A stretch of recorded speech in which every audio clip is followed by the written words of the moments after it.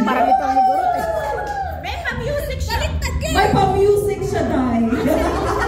May sarili siyang music. May sariling production! May sariling production, doctor! Panalo na to. Ang kanto niya ay hula ng DJ. Sinuhula ng DJ. Magkano? Hindi sinuhulan. Pinantaan.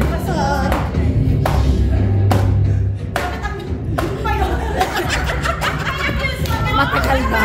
Ang masaya music mo. Hindi bagay yung music sa aura.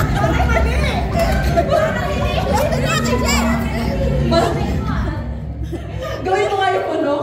Gawin mo nga yung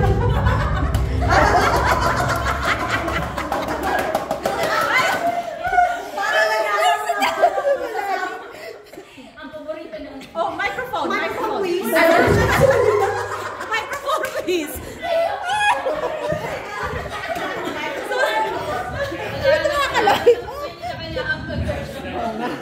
Nakakaya. Nandano ba kayo sa isang oras kong introduction? Oh my. Nangawit yung kamay. Pati yung manok na lisa na lang po.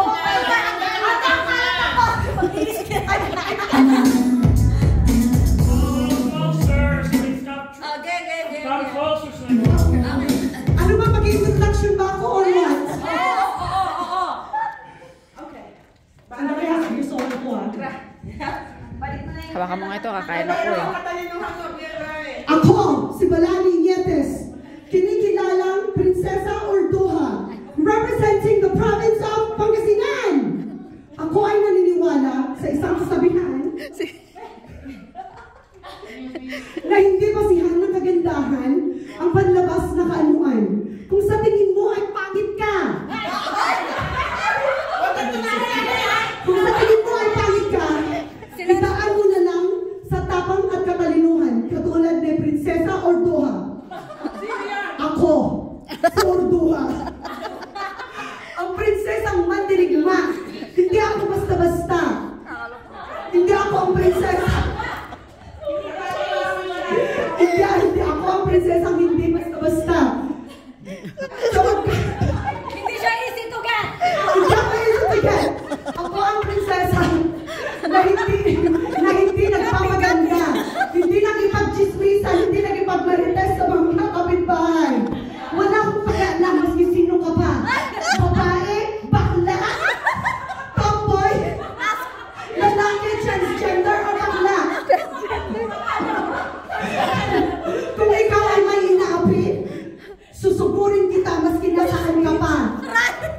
Bakit parang napunta tayo sa simbahan? Ay, hindi ba ako tipos? Hindi ba ako tipos? Hindi kasi sa political campaign. Ano ba? Kinasa mo unang judge. Ako ay hindi isang kathang isip lamang. Talo ko pa si Darna sapagkat ako si Prinsesa Orduha, tagapagtanggol, kaibigan, kakampi ng mga inapi at mga mga kinakawawa.